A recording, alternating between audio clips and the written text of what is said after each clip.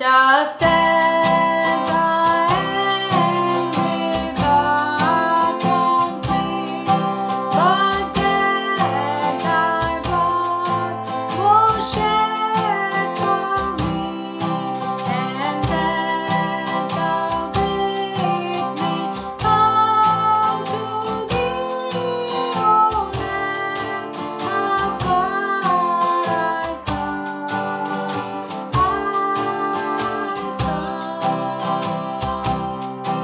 just as I am for wretched mind, thy riches healing of the mind, yea, all I need thee to find, O Lamb of God, I come,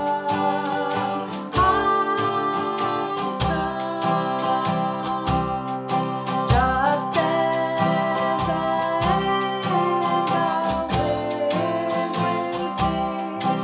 will welcome pardon, cleanse,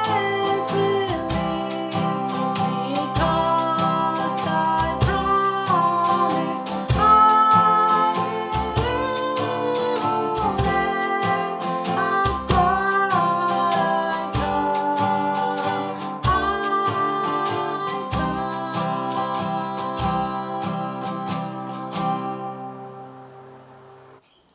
Greetings to everyone in Jesus' wonderful name. We turn to John chapter 3, verses 16 and 17. For God so loved the world that he gave his only begotten Son, that whosoever believes in his name should not perish, but have everlasting life. Verse 17. For God sent not his Son into this world to condemn the world, but that the world through him might be saved. These two scriptures reveal to humanity the purpose of the coming of Jesus into this world. The Bible says the Heavenly Father sent his Son into this world so that whosoever believes in him should receive eternal life. Also in 17 we read, God sent not his Son in this world to condemn the world, but that the world through him might be saved. The Lord showed his love for humanity by sending his Son into this world. Jesus did not come to condemn anybody. He didn't come to destroy men's lives, but to save everyone. Whosoever believes in him will receive eternal life. We have the habit of condemning other people. We judge people. But Jesus did not come to condemn anybody. He looks at a human being with compassion and love. No matter who we are or in what condition we are, he is the embodiment of love. He wants to flood you with his love. He didn't come to condemn you, but to love you and to give you eternal life and to save you. We turn to another portion in the Bible, that is John chapter 8. If you read from verse 1 to 12, we can see Jesus, instead of condemning a person who sinned, forgiving the person and leading her to salvation. Jesus is a forgiving and saving Savior. The name Jesus means Jehovah saves. The living God came down into this world. And Jesus is God incarnate. When he was upon the earth, one day Jesus came to the temple. When you read John 8, 11 and 12, I read like this, 11, verses 10 and 11. When Jesus had lifted up himself, he saw none but the woman. He said unto her, Woman, Where are those thine accusers? Hath no man condemned thee? She said, No man, Lord. And Jesus said unto her, Neither do I condemn you. Go, sin no more. Then the next scripture says, When I am in this world, I am the light of the world. He who follows me shall not walk in darkness, but shall have the light of life. Here is a woman who lived in darkness, who was walking in darkness, who was leading a sinful life. One day Jesus came from the Mount of Olives. Early morning he came again to the temple. All the people came unto him. He sat down and he taught the word. The scribes and the Pharisees brought unto him a woman taken in adultery. And when they had set her in the midst, they said unto him, Master, this woman was taken in adultery in the very act. But now Moses in the law commanded us that such should be stoned. But what sayest thou? This they said, tempting Jesus, that they might have to accuse him. But Jesus stooped down and with his finger wrote on the ground, as though he heard them not. Now when this woman was brought before Jesus, her accusers are telling Jesus, this woman is a sinner. She was caught in a sin. According to the law of Moses, she should be stoned to death. Jesus heard it, but he didn't say a word. He was looking down and he was writing something on the ground. He wrote on the ground as though he heard them not. Verse 7. When they continued asking him, he lifted up himself and said unto them, He that is without sin among you, let him first cast a stone at her. Again he stooped down and wrote on the ground. And they which heard it, being convicted by their own conscience, went out one by one, beginning at the eldest, even unto the last. Jesus was left alone, and the woman standing in the midst. I want you to visualize this scene. They have brought a sinful woman before Jesus.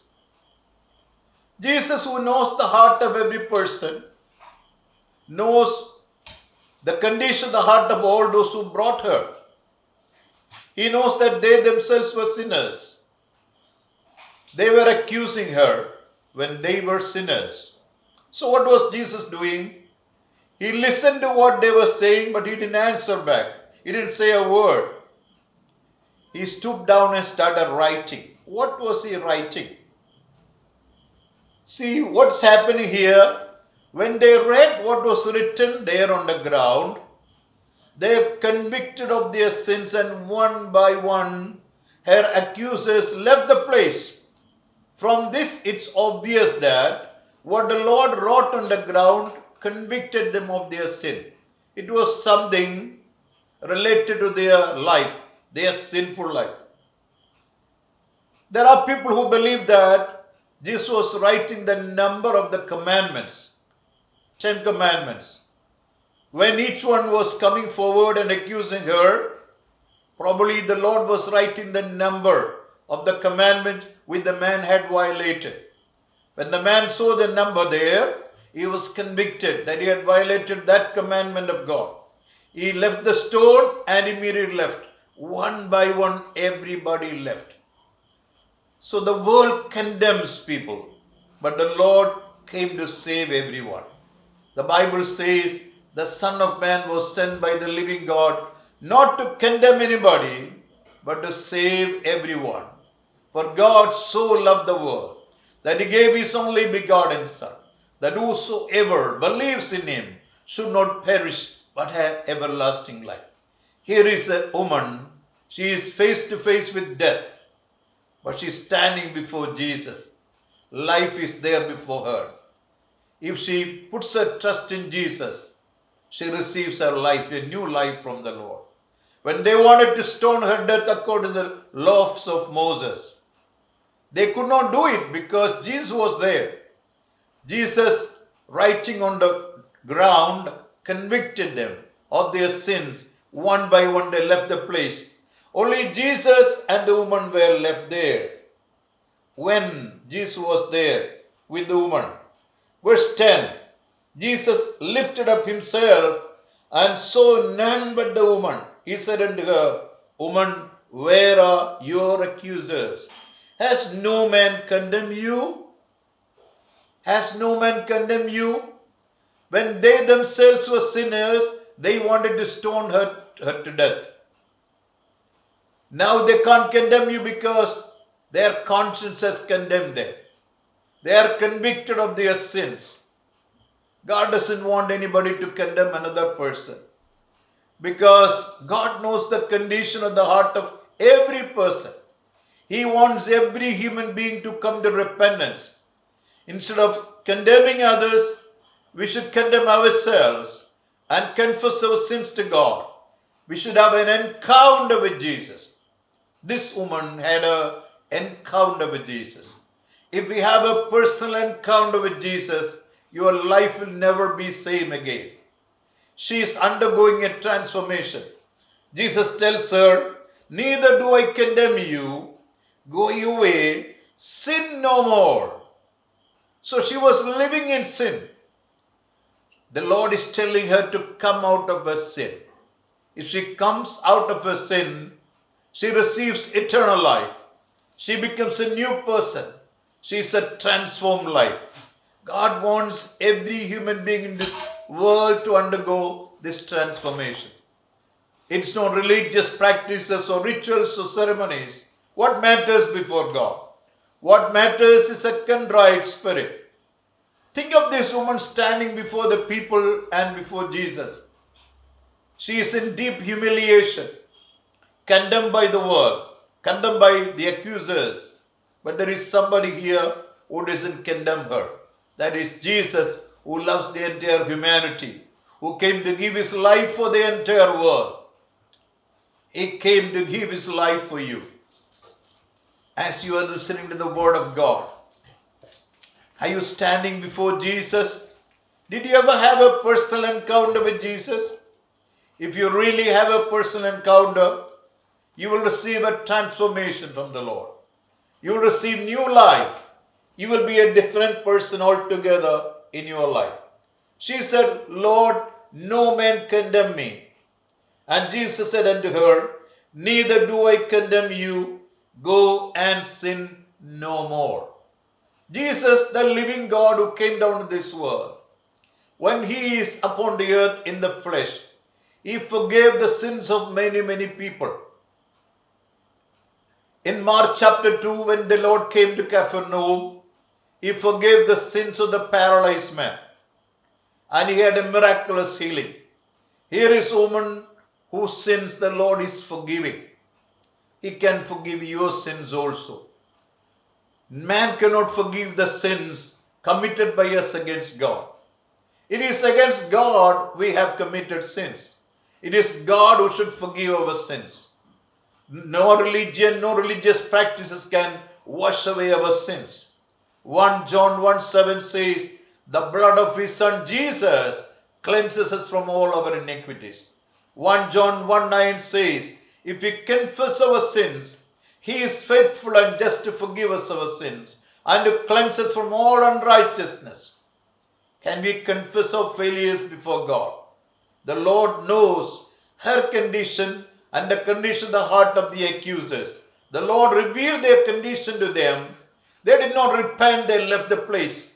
Instead of confessing and coming to repentance, just ran away from there in self-righteousness. But this woman stood before Jesus, weeping, shedding tears, repenting with a penitent heart. Did nobody condemn you? They have left me. I don't leave you, I am with you, Jesus says. I won't condemn you. Go your way, sin no more. God wants us to lead a holy life.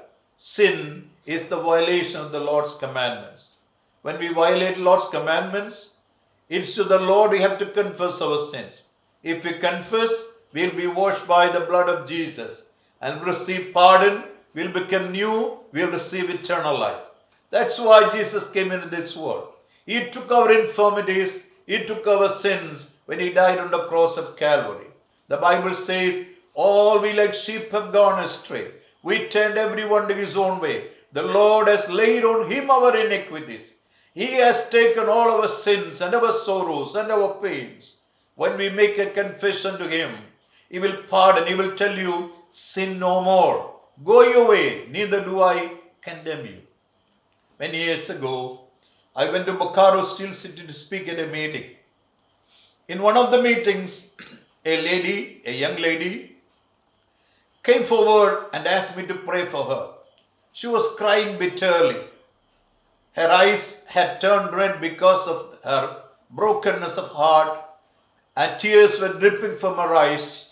She cried aloud and she told me, "Brother, will God forgive my sins?" She considered herself to be a great sinner. She said she had secret sins in her life which she couldn't reveal to anybody. When she was crying bitterly like this, thinking that God will not forgive, I showed her Isaiah chapter 1 verse 18. Come now, let us reason together, saith the Lord. Though your sins be as scarlet, they shall be as white as snow. Though they be red like crimson, they shall be as wool. So the Bible guarantees forgiveness, assures you that no matter what your sin is, God is so merciful. He will show compassion to you. He will forgive all your sins. Think of the love of God who sent His Son to die for you. If He allowed His Son to die for you, will you not pardon your sins? Will you come unto the Lord? As the sinful woman was brought before the Lord, and as the accusers accused her, the Lord did not accuse her or condemn her. The Lord gave her pardon, forgiveness. She went away with peace and joy and eternal life. You can receive total deliverance and peace from the Lord if you come with all humility. Jesus, who died for your sins, who was ready to give Himself for you, loves you. He cares about you. He knows every sorrow, every pain, everything about your life. But if sin is healed, if the soul is healed, every area of your life will be healed. More than every other blessing, we need a healing in our soul. Our sin should be forgiven. So that woman about whom I talked, she was pardoned by the Lord that night. I prayed for her. She surrendered her life to Jesus. She accepted Jesus in her life. She received joy and happiness and great peace. Got the assurance of salvation. She believed firmly God had forgiven all her sins. From that day, she started a new life. I prayed for her needs. The Lord honored the request of her lips and blessed her. Today, if you have a personal encounter with Jesus, God is going to show compassion to you. Wherever you are, in whatever situation you are, whatever your position, no matter what your circumstances, with all humility, if you come unto Jesus, have a personal encounter with Jesus. He will show compassion to you. He will forgive you. He will bless you. He will fill your heart with peace and joy. He will hear your prayer. You will go with eternal life. You will go with peace and joy and blessings you badly need in your life. Let's pray. Heavenly Father, we think of the compassion of Jesus. How merciful, O Lord Jesus, you are. When every other person was condemning that woman, you didn't condemn her. You told her, I don't condemn you. Go your way. Sin no more. You are a pardoning God, forgiving God, life-giving God, peace-giving God. Lord Jesus, as your people listen to your word, I pray for them. As they are having a personal encounter with you today, Lord, have mercy, Lord. Have compassion, O Lord. Forgive all their sins. Make them new in you, Lord. Change their hearts. Give them new heart. Give them blessings which they badly need in their life. Stretch forth your hand, O Lord, towards everyone who is listening to the word. I pray for them right now. I pray to thee to bless them, Lord. Deliver them if they are in difficulty. Save them if they are in problems. Have mercy on your people. Fill them with your peace and joy. Thank you for hearing my prayer. In Jesus' name do I pray. Amen.